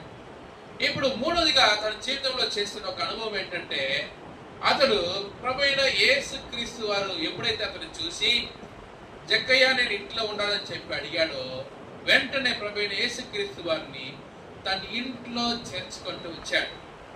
ప్రియమైన దేవుని బిడ్డలారా, రక్షింపడిన వాళ్ళకి ఉండాల్సిన మూడవ అనుభవం ఏంటంటే, ప్రభువైన యేసుక్రీస్తు వారిని మన హృదయం అనే ఇంట్లో చేర్చుకోవాలి.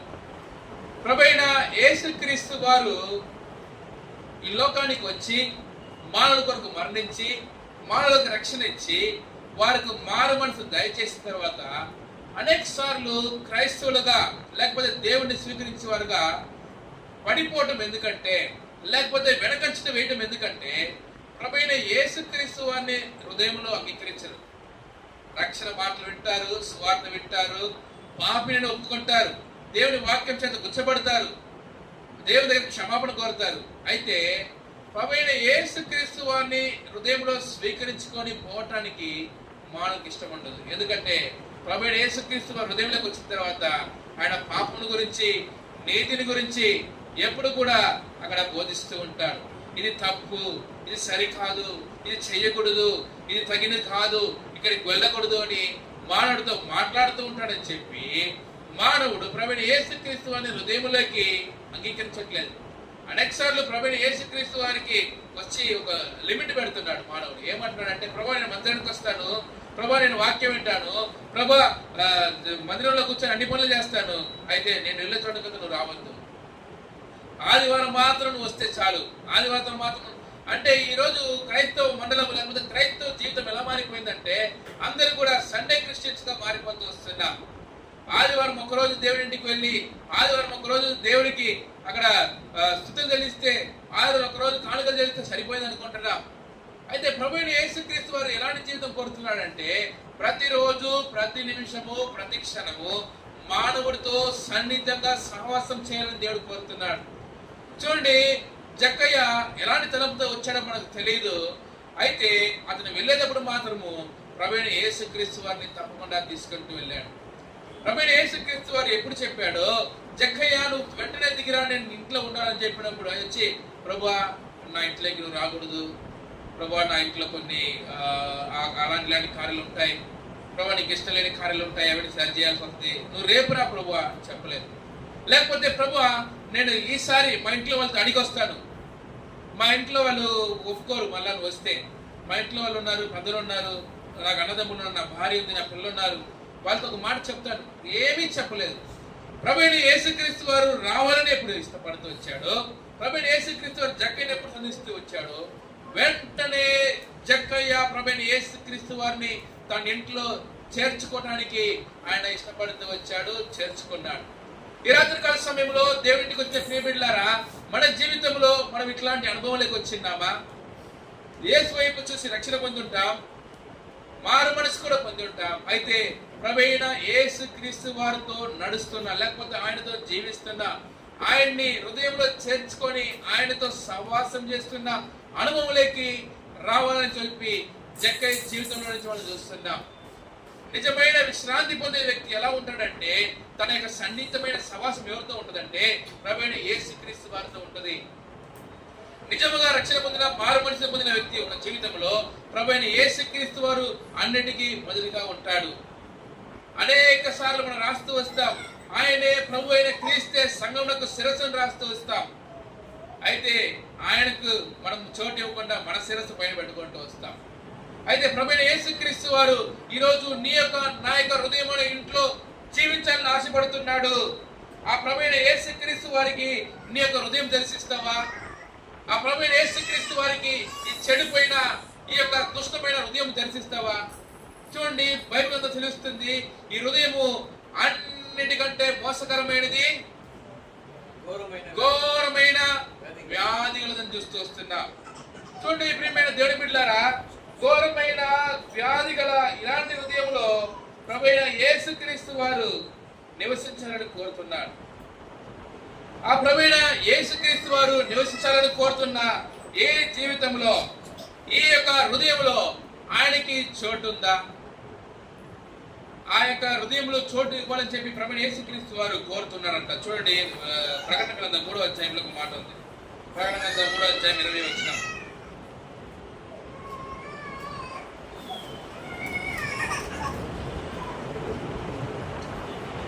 3:20. ఇదిగో నేను తలుపుల నుండి తట్టుచున్నాను,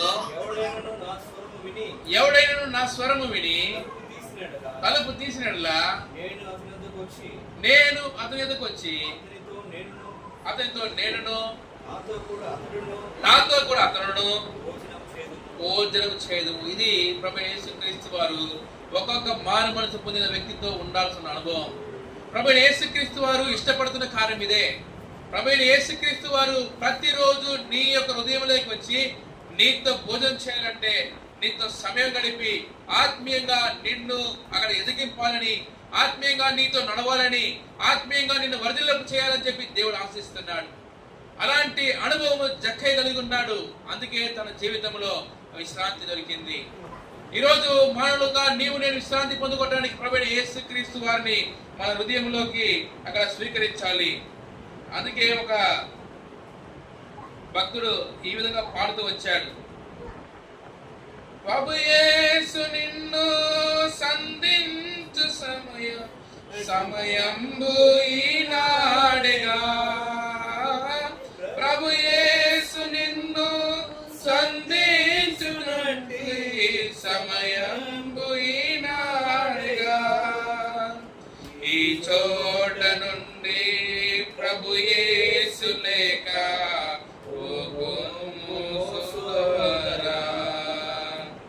ఈ చోట నుండి ప్రభు యేసు లేక సోదరి, నీ జీవితములో గమ్యం ఏదో ఒకసారి యోచించవా. ఈనాడే నీవు ప్రభు యేసు కొరకు నీ హృదయమర్పింపవా. ఈనాడే నీవు ప్రభు యేసు కొరకు నీ హృదయమర్పింపగా. కాబట్టి ఈ చోటు నుంచి ప్రభు యేసు లేకుండా మనం వెళ్ళకూడదని దేవుడు ఆశిస్తున్నాడు. ప్రభు యేసుతో వెళ్ళాలని దేవుడు ఆశిస్తున్నాడు. ప్రభు యేసుని చూడగోరిన వారు రక్షణ పొందుతున్నారు. ప్రభు యేసు దగ్గరికి పరిగెత్తి వచ్చిన వారు మారు మనసు పొందుతున్నారు. ప్రభు యేసుని యొక్క మాట విన్నవారు, ఆయన స్వీకరించి తీసుకొని వెళ్ళేవారు ఆయనతో సంబంధం కలిగి ఉంటున్నారు. నాలుగోదిగా చివరిగా ఉంటున్న ఒక మెట్టు చూసుకొని మనం ముగించుకుందాం. చూడండి, లూకా రాసిన వార్త 19వ అధ్యాయంలో చివరి మెట్టు. ఇలాంటి అనుభవంలోకి ఈ జక్కయ్య వచ్చాడంటే చూడండి, 7వ వచనం 8వ వచనం. లూకా వార్త 19:7-8. అందరూ అది చూచి ఈయన పాపైన మనుషుని యొద్ద బస చేయ వెళ్ళనని చాలా చనుకొన్నది. 8. జక్కయ్య నిలబడి ఇదిగో ప్రభువా, నా ఆస్తిలో సగము బేదలకు ఇస్తున్నాను. నేను ఎవని యొద్ద అయినను అన్యాయముగా దేనినైనా తీసుకుని ఎడల అతనికి 4 గంటల మరలా చెల్లించునని ప్రభువుతో చెప్పాను. అతనికి 4 గంటలుగా మరలా చెల్లించదని ప్రభుతో చెప్పాడు. చూడండి, రక్షింపబడిన వ్యక్తి, మారు మనసు పొందిన వ్యక్తి, ప్రభు అయిన యేసుక్రీస్తు వారిని హృదయంలోకి ఆహ్వానించిన వ్యక్తిలో జీవితంలో తప్పకుండా ఈ 4 మెట్లు ఉంటుంది. ఈ 4 మెట్లు ఒక మనిషి జీవితంలో ఉంటేనే తన జీవితంలో నిజమైన విశ్రాంతి. చూడండి, ప్రభు అయిన యేసుక్రీస్తు వారు మాట విన్నాడు, రక్షింపబడతానని చేయెత్తాడు, మారు మనసు పొందేదానికి ముందుకు వచ్చాడు, తన జీవితాన్ని మార్చుకున్నాడు. ప్రభు అయిన యేసుక్రీస్తు వారు తన ఇంటికి తీసుకెళ్ళాడు. అంతటితో ఆయన యొక్క జీవితం ఆగిపోలేదు. ఒకవేళ ఆగిపోయి ఉంటే ఈ లోకం ఏమనేది? చూడయ్యా, క్రైస్తవుడు అంట, యేసు ప్రభుని ఇంటికి తీసుకెళ్ళాడంట, వాడి జీవితం ఏమైనా మారిందా? నా దగ్గర డబ్బులు తీసుకున్నాడయ్యా వాడు అంటారా లేదా? మనం తప్పకుండా మాట్లాడతారు, ఎత్తి పొడుస్తారు కదా. నన్ను ఇంత మోసం చేసేవాడు ఇంతమంది ఇల్లు కట్టుకున్నాడయ్యా అంటారా లేదా? ఎంత ఒక భయంకరమైన దౌర్భాగ్యమైన స్థితి. ఈరోజు అనేకులు క్రీస్తు దగ్గరికి రాకపోవడానికి కారణం ఎవరంటే క్రైస్తవులమే. క్రీస్తును స్వీకరించిన వారే ఆయన ఇతరులు క్రీస్తు దగ్గరికి రాకుండా చూసుకుంటున్నారు. చూడండి, నిజంగా మారు మనసు పొందితే ఆ వ్యక్తి ఏం చేస్తాడంటే తన జీవితాన్ని మార్చుకొని తన తప్పును సరిదిద్దుకుంటాడు. చూడండి, జక్కయ్య జీవితంలో ఎప్పుడైతే ప్రభువైన యేసుక్రీస్తు వారు తన ఇంటికి తీసుకెళ్ళాడో వెంటనే చెప్పాడంట, ప్రభువా, నేను ఎవరినైనా అన్యాయం చేస్తే వారికి నేనేం చేస్తానని చెప్పాడు? 4 గంటలు ఇస్తానని చెప్పాడు. చూడండి, నిజమైన క్రైస్తవుడు అంటే, నిజమైన మారు మనసు పొందిన వ్యక్తి అంటే ఇది. ఈరోజు క్రైస్తవంలో ఎందుకు ఉద్యోగం లేదు? ఈరోజు క్రీస్తు ఎందుకు కార్యం చేయలేకపోతున్నాడు? ఈరోజు ఎందుకు క్రైస్తవ మండలంలో ఒక కదిలింపు లేదంటే ఆదిలో ఉన్న మారు మనసు, క్షమాపణ, ఆదిలో ఉన్న అక్కడ తగ్గింపు, ఆదిలో ఉన్న నిజమైన విశ్వాసం ఇప్పుడు లేదు. ఈరోజు ఏదో మందిరానికి పోతున్నాం, వస్తున్నాం, మా పితరులు వెళ్ళారు, మేము వెళ్తున్నాం, మాకు మందిరం ఉంది, పెద్ద సంఘాలు ఉన్నాయి, ఇలా అనుకుంటున్నాం. కానీ మనము నిజముగా మన పాపాలు ఒప్పుకొని నిజముగా మనము క్షమాపణ కోరిన తర్వాత ప్రభువైన యేసుక్రీస్తు వారు మన దగ్గర వచ్చిన తర్వాత మన జీవితంలో చూపిస్తున్న పొరపాటులు, తప్పులు సరిదిద్దుకోవడానికి, ఇతరులతో మనము సమాధాన పడడానికి ఇష్టపడట్లేదు. చూడండి, జక్కయ్య తన జీవితంలో దేవునితో సమాధానం మాత్రం కాదు, మానవులతో కూడా సమాధానం పడడానికి ఇష్టపడుతూ వచ్చాడు. చూడండి, ప్రభు అక్కడ రక్షింపడిన తర్వాత ఈ లోకంలో నేను సంపాదించిన అన్యాయపు స్త్రీ నాకు అవసరం లేదు, అన్యాయంగా నేను మోసం చేసిన కార్యములు నాకు అవసరం లేదు, అవి నేను తిరిగి ఇచ్చేస్తానని చెప్పి ఎప్పుడు చెప్తూ వచ్చాడు. అప్పుడే ప్రభు చెప్పాడు, ఈ ఇంటికి రక్షణ వచ్చింది. అందుకే దేవుని వాక్యం తెలియస్తే చూడండి, మనకందరికి తెలిసిన వాక్యమే సామెతలు 28:13.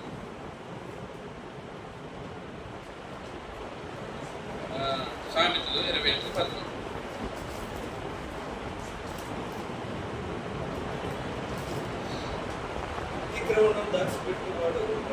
అతిక్రమణం దాచిపెట్టేవాడు వంతులుడు, వాటిని ఒప్పుకొని విడిచిపెట్టువాడు కనికరం పొందును. చూడండి, అనేక సార్లు మనము పాపం ఒప్పుకుంటాం, అయితే విడిచిపెట్టడానికి ఇష్టపడట్లేదు. అందుకే ఒకసారి భక్సింగ్ గారు ఒక ఉపమానం చెప్తూ వచ్చాడు. ఒక వ్యక్తి మంచిగా కోట్ షూట్ వేసుకున్నాడంట, చాలా మంచిగా డ్రెస్ చేసుకొని, మంచిగా తలదూకొని, పౌడర్ వేసుకొని ఆయన ఒక మీటింగ్ వచ్చాడంట. ఆయన అంతా బాగానే ఉంది, పైనుంచి కింద దాకా బూట్లు వేసుకున్నాడు, కోట్ వేసుకున్నాడు, టై కట్టుకున్నాడు, తలదూకున్నాడు, మంచిగా వచ్చాడు. అయితే ఆ వ్యక్తి దగ్గర ఒక దుర్వాసన వస్తూ ఉందంట. అందరూ ఆయన దగ్గరికి పోలేక దూరం వెళ్ళిపోతున్నారంట. ఏంటయ్యా ఈ దుర్వాసన చూస్తే ఆయన సాక్స్ మార్చుకోలేదంట. వెంటనే ఒక వ్యక్తి చేశారంట, అయ్యా నీ సాక్స్ దుర్వాసన వస్తుంది, నీకు వేరే కొత్త సాక్స్ కొనిస్తాను అని చెప్పి వేరే సాక్స్ మార్చుకోమని కొత్త సాక్స్ కొనిచ్చాడు. ఆయన కొత్త సాక్స్ వేసుకొని వచ్చినా కూడా ఆ దుర్వాసన ఆయన దగ్గర నుంచి పోలేదు. ఆయన కొత్త సాక్స్ కొనిచ్చాడు, ఈయన మార్చుకున్నాడు, మంచిదే, అయినా దుర్వాసన పోలేదు. ఏంటయ్యా ఇంకా దుర్వాసన పోలేదంటే ఈ పాత సాక్స్ జోబులు పెట్టుకున్నాడు. అనేక సార్లు క్రైస్తవుల జీవితం ఎలా ఉందంటే ఎలా ఉంది. పాపములు మానేశాము, పాపములు ప్రభు దగ్గర ఒప్పుకున్నాము, మా జీవితాలు మార్చుకున్నామంటాం, కానీ అనేక సార్లు ఈ పాపం విడిచిపడట్లేదు. దేవుని వాక్యం తెలుస్తుంది, ఒప్పుకొని విడిచిపెట్టి వాడికే కనికరం అంట. చూడండి, జక్కయ్య తన జీవితంలో తన పాపములు ఒప్పుకున్నాడు, అంత మాత్రమే కాదు అవన్నీ విడిచిపెట్టాడు. రేపు ఎవరు వచ్చి జక్కయ్యని నేరం మోపలేరు. రేపు జక్కయ్య వచ్చి ఈయన నాకాడ ఇంత మోసం చేసి చెప్పలేరు. ఎందుకంటే వాళ్ళకి నాలుగంతలు ఇచ్చాడు, ఇంకా మిగిలింది పేదలకు ఇచ్చాడు. ఒకప్పుడు క్రూరమైన చీకటి బతుకులో జీవిస్తున్న వ్యక్తి ఇప్పుడు తన జీవితం మార్చుకొని దేవుని సన్నిధిలో ఆయన సంతోషముగా విశ్రాంతి నుండి నెమ్మదిగా జీవిస్తున్నాడు. ఒకరోజు రోడ్లో నడిచిపోతుంటే అందరు తిరుగుకునే వాళ్ళే, రోజు నడిచిపో అందరూ ఆయన్ని చెడు మాటలు మాట్లాడేవారే, అందరూ ఆయన్ని అక్కడ శపించేవారే. అలాంటి నెమ్మది లేని బతుకులో ఉంటూ వచ్చాడు. ఎప్పుడైతే ప్రభువైన యేసుక్రీస్తు వారి దగ్గరికి వచ్చి తన పాపంలో ఒప్పుకొని క్షమాపణ పొంది రక్షణ పొంది మారు మనసు పొంది ప్రభువైన యేసుక్రీస్తు వారి హృదయంలో తీసుకొని వెళ్ళి తన యొక్క జీవితంలో చేసిన తప్పులని సరిదిద్దుకుంటూ వచ్చాడు. అప్పుడు నెమ్మదిగా లోకంలో జీవిస్తూ వచ్చాడు. ఆయనకి రెస్పెక్ట్ వచ్చింది, గౌరవం వచ్చింది. అందరూ కూడా జక్కయ్యని పిలుస్తానికి ప్రారంభించారు. అంతకుముందు అందరూ ఆయన్ని పొట్టాడు అనేవారు. అందుకే బైబిల్ అందరూ తెలుస్తాడు పొట్టివాడు అని రాయబడుతూ వచ్చింది. అయితే ఎప్పుడైతే నిజముగా దేవుని దగ్గరికి వచ్చాడో అప్పుడు ఆయన జక్కయ్య గారుగా మారుతూ వచ్చాడు. ఆయన పేరు తెల్లగా ఉంది కాబట్టి తన జీవితాన్ని తెల్లగా మార్చుకుంటూ వచ్చాడు. ఆయన పేరుకి అర్థం తెల్లని వాడు అని. ఆయన ఏ విధంగా పేరుకు తగినట్టుగా ముందు జీవించలేదు, కానీ యేసు ప్రభు వచ్చినాక తన జీవితం నిజంగానే తెల్లని వాడుగా మారిపోతూ వచ్చాడు. ఈ రాత్రికాల సమయంలో దేవుని ఇంటికి వచ్చిన ప్రియమైన దేవుని బిడ్డలారా, దేవుని వాక్యం వింటున్న ప్రియమైన దేవుని బిడ్డలారా, మన జీవితం కూడా దేవుడు ఆ విధంగా మార్చాలని ఇష్టపడుతున్నాడు. మన జీవితంలో కూడా అలాంటి అనుభవం కలిగిన వారు ఉండాలని దేవుడు ఇష్టపడుతున్నాడు. దేవుణ్ణి చూసే వారికి రక్షణ, దేవుని దగ్గరికి పరిగెత్తుకుంటూ వచ్చే వారికి అక్కడ మారు మనస్సు, దేవుణ్ణి హృదయంలో స్వీకరించే వారికి దేవునితో నడుస్తున్న అనుభవం, తన యొక్క పాపములు లేకపోతే తన యొక్క జీవితంలో పొరపాట్లన్నీ కూడా సరి చేసుకొని దేవునితో మానవులతో కూడా సమాధానపడే వారికి అప్పుడు నిజమైన విశ్రాంతి. అందుకే ప్రభువు యేసుక్రీస్తు చెప్తూ వచ్చారు, ఈ యొక్క లోకంలో ప్రయాసపడి పాపభారం మోసిన సమస్త జనులారా నా దగ్గరికి రండి, నేను మీకు విశ్రాంతిని అనుమతిస్తాను. అంటే దాని మాత్రమే కాదు, ఆయన ఏం చెప్పాడంటే నా కాడిని ఎత్తుకొని నా దగ్గర నేర్చుకోమని చెప్పాడు. ప్రభువైన యేసుక్రీస్తు వారికి రావాలంటే అది కాడి మోసే కార్యం. అంటే కొంచెం ప్రయాసతో కూడింది, కొన్ని నష్టం మనం చేసుకోవాలి, కొన్ని కార్యాలు మనం వదులుకోవాలి. మనకి ఇష్టం లేకపోయినా, మనకి నష్టం వచ్చినా, మనకి కష్టం వచ్చినా కొన్ని కార్యాలు మనం దేవుని కొరకు వదలాలి. అప్పుడు మాత్రమే మనం ఈ లోకంలో దేవుని యొక్క విశ్రాంతి పొంది జీవించగలుగుతాం. ప్రభువైన యేసుక్రీస్తు వారు ఈ లోకంలో ఉన్నప్పుడు మానవుడికి చెప్పిన విశ్రాంతి అదే.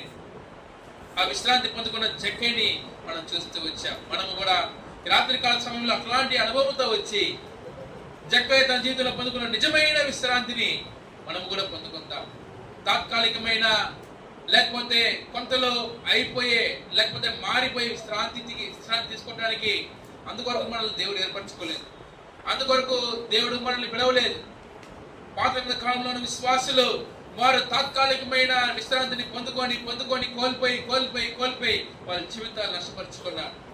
అయితే నూతన విశ్వాసులమైన మనము పొందుకునే ఈ విశ్రాంతి నిత్యముగా పరలోకము చేరే వరకు, ప్రభుత్వం సదాకాలం ఉండే వరకు ఉండడానికి కొరకై దేవుడు అనుగ్రహిస్తున్న విశ్రాంతి. ఈ విశ్రాంతిని పొందుకొని రాత్రికాల సమయంలో మనము దేవుని సన్నిధిలో దేవుని కొరకు నమ్మకంగా జీవించడానికి ప్రభువుకు సహాయం చేయను గాక.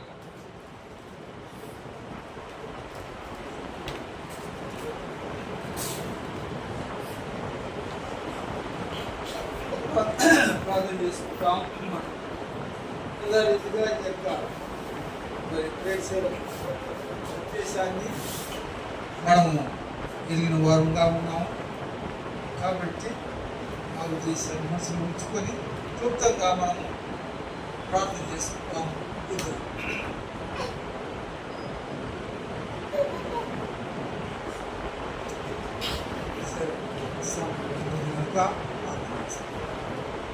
పరిశుద్ధుడా కృపగల తండ్రి, జన్మల యేసురాజా, అయా యువ తండ్రి, ఈ యొక్క సమయంలో మా ప్రభువా దేవా, మరి ఈ దినం మా తండ్రి మీ ఇంటికి మా ప్రభువా రాలేని పరిస్థితుల్లో మా ప్రభువా మరి ఎంతో మా తండ్రి మరి దర్శించి రాలేకపోయారు.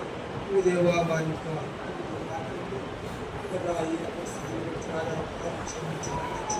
మరి ఒక తరుణాన్ని దయచేసి నడిపించవలసిందిగా ప్రార్థిస్తున్నా.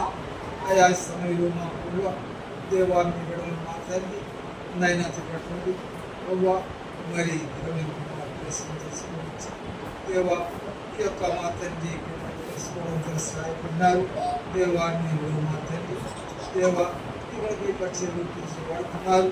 ఓ దేవా తండ్రి, మీరు మా ప్రభువా ఈ యొక్క మా తండ్రి మరి నాయన ఆ యొక్క మా తండ్రి ఈ ద్వారా మా తండ్రి అనేకులు మా ప్రభువా మా తండ్రి ఇక్కడికి రాలేకపోయా కూడా మా ప్రభువా తండ్రి దేవా వారి యొక్క మా తండ్రిలో ఉండి మా తండ్రి ఎవరైతే ఈ యొక్క వాక్యం మా ప్రభువా విన్నారు అటువంటి వారందరితో కూడా మా తండ్రి మీరు మాట్లాడి మా ప్రభువా దేవా అయా తండ్రి ఈ లోకంలో మా తండ్రి మరి శ్రాంతి కొరకు ప్రయాసపడుతున్నటువంటి ప్రతి ఒక్కరు మా ప్రభువా ఉచితంగా అనుగ్రహించేటువంటి ఆ యొక్క విశ్రాంతిని, ఆ యొక్క నెమ్మదిని ప్రభువా మీరు అనుగ్రహించి ఆ నెమ్మదిని విశ్రాంతి పడుకోవడానికి మా తండ్రి సహాయం చేయని ప్రభు ప్రార్థిస్తున్నా. దయగల తండ్రి ఇదిగో నాయన మా ప్రభువా దేవా, మరి అక్కడ మా జక్కయ్య విషయంలో కూడా తండ్రి అయ్యా మా తండ్రి అనేకులు మా తండ్రి అతన్ని మీరు అతన్ని ప్రేమించి తండ్రి ఆయన అతన్ని క్షమించి ప్రభువా దేవా అతని యొక్క మా తండ్రి జీవితంలో గొప్ప మార్పు కలిగిన దేవా తండ్రి ఆయా అతనితో అన్యాయంగా తీసుకున్నటువంటి మార్గంలో చెల్లిస్తానని మాకు చూస్తున్నారు. ఆ రోజు మా తండ్రి అతని సాక్ష్యం ఇది మా తండ్రి మీ యొక్క గ్రంథంలో మా తండ్రి రాయబడి అటువంటి నాయన మా ప్రభు చక్కగా లాంటి సాక్ష్యం నేను ఈ యొక్క వాక్యం విన్నటువంటి ప్రతి ఒక్కరూ మాకు కలిగి ఉన్నాడు. సహాయం చేయమని ప్రభుత్వం ప్రార్థిస్తున్నాను. దేవుడు తండ్రి సమయంలో మా ప్రభుత్వ నా దేవ దయారాములు తండ్రి మీ గొప్ప అద్భుతకారి ఆశ్చర్యకారి ఈ స్థలంలో జరుగులాగున ఆ తండ్రి ఈ ప్రాంతంలో నివసించిపోతున్న అనేక ఆత్మను రక్షించి వీటికి తీసుకురావాల్సిందిగా ప్రభుత్వం ప్రార్థిస్తున్నాను. దేవా మరి ముఖ్యంగా మా తండ్రి నాయన నా తండ్రి ఈ యొక్క ఇంటి మా ప్రభు యజమానుడు మా ప్రభు ఎంతో ప్రయాసంతో మా తండ్రి మీ కొరకు మా త్యాగం చేసుకుని మీ పని పరిచర్య ఈ స్థలమందు జరగాలని ఉద్దేశంతో తండ్రి మీ బిడ్డలు మా తండ్రి ఇక్కడ మా దేవ మరి ఈ యొక్క మా తండ్రి వారు మీ అయా మా తల్లి మీ చిత్రంగా ఓ దేవుడు ఇక్కడ నెరవేర్చుకొని ఓ దేవా మీ బిడ్డల యొక్క కోరికలను సిద్ధింపజేసి వారి ఆలోచన నెరవేర్చి వారి సంతోషాన్ని పెట్టుకుని చేతులుగా తెలుపుగా ప్రార్థిస్తున్నాను తండ్రి. నాయన వారు మా గొప్ప దేవాన్ని దాసుడు ఓ తండ్రి మీ మహిళలోకి తీసుకున్నారు. అయితే కుటుంబస్తులు మా తండ్రి మరి ఆయా స్థలాల్లో పాపం ఉన్నారు. ఆమె కారణటువంటి దాసు వారికి మా తండ్రి కుమార్తె అల్లుడు మా తండ్రి ఇంకా సింగపూర్లో ఉన్నటువంటి తన పెద్ద కుమారుడు వారి యొక్క మా తండ్రి ప్రార్థిస్తున్నాను. వారిని దీవించండి దేవా తండ్రి. జోయిలు కూడా తండ్రి ఆయా మాత్రం మీ చిత్తమైతే మా ప్రభు ఆయనకు మా తండ్రి దేని కొరకు అయితే ఆశపడుతూ ఎదురు చూస్తున్నాడు ఆ యొక్క కార్యం నెరవేర్చిన తండ్రి ఆయన మా ప్రభు కూడా మా తండ్రి దొరికి దేవా తండ్రి కార్యాలలో మా తండ్రి స్థలానికి వెళ్ళి మా ప్రభు తన కార్యక్రమాలు కొనసాగించుకుంటూ సాయం చేయమని ప్రభు ప్రార్థిస్తున్నాను.